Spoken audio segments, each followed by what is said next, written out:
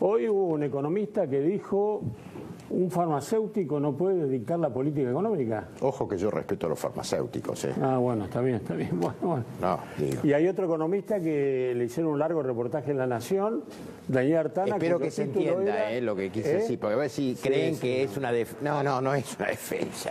Es que le tengo respeto Daniel a los Artana farmacéuticos. dijo que no se va a cumplir la meta de inflación. ¿Vamos a hablar de política? Sí, claro. Federico Storani, buenas noches, ¿cómo te va?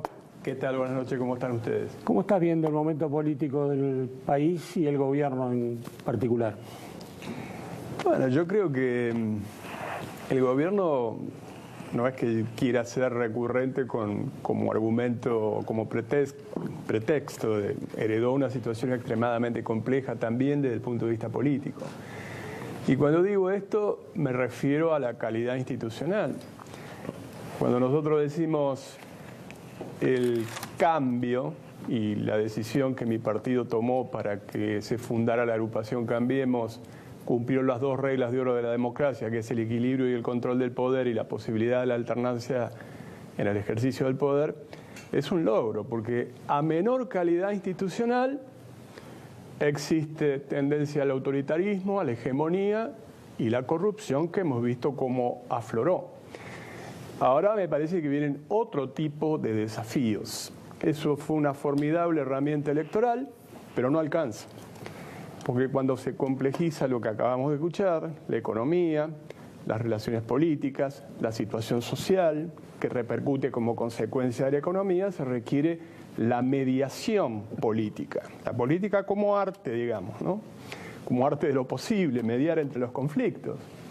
Y desde ese punto de vista me parece que una de las necesidades que tiene en este momento la agrupación Cambiemos, que conforman tres fuerzas políticas, la coalición cívica, el PRO y la Unión Cívica Radical, es institucionalizar esta agrupación con reglas de juego claras, no para distribuir espacios de poder, nadie lo tome como un reclamo mezquino, sino sí para debatir políticas públicas que van a ir al trámite parlamentario. Hasta ahora ha funcionado como una exitosa herramienta electoral y también parlamentaria, pero no es una coalición política. Yo interpreto lo que usted quiere decir, lo que querés decir, Freddy. Ahora, el problema es que disuelto el bipartidismo dominante y estos nuevos espacios y alianzas, ¿cómo podemos pensar la política en el sentido más abarcativo, más allá de lo que le pase a Cambiemos en particular? Digo, la política, lo político.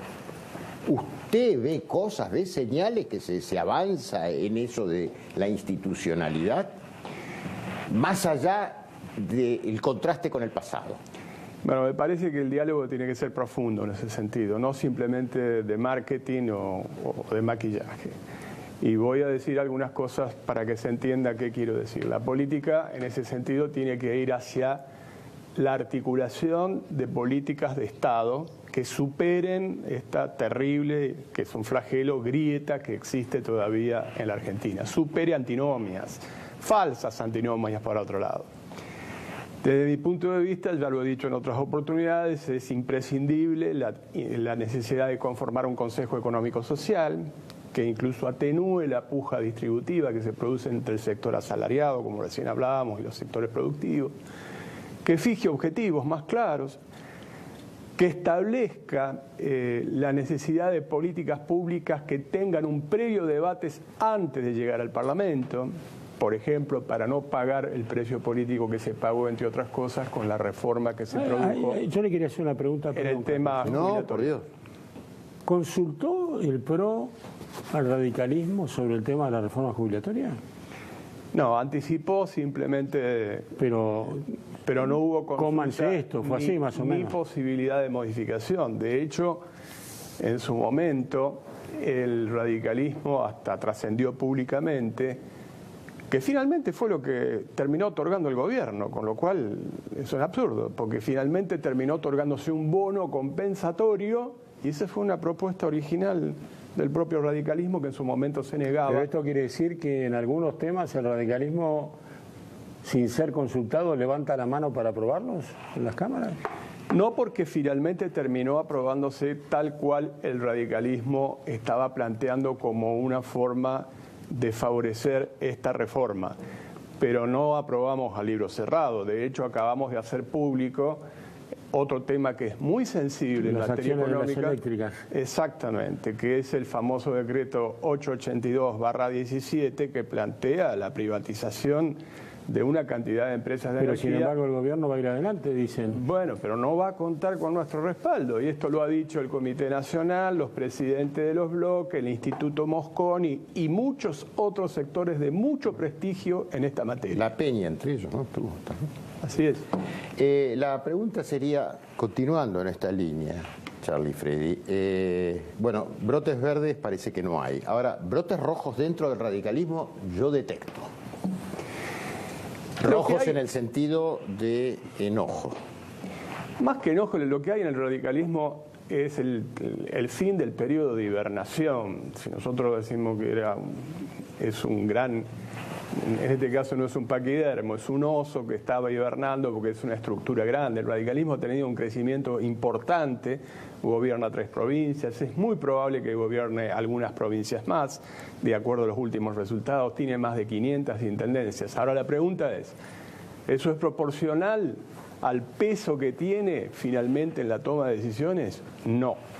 Y nosotros entendemos que, insisto, no es simplemente una cuestión mezquina de disputa de espacios de poder, es una necesidad de ir ampliando la base de sustentación, si no esta situación se puede complicar mucho más de lo que aparece en estos días con las complejidades que estamos viendo. Dicen que un regalo que la política le dio al gobierno es no tener oposición, sobre todo un peronismo absolutamente, yo diría, desorganizado, sin objetivos.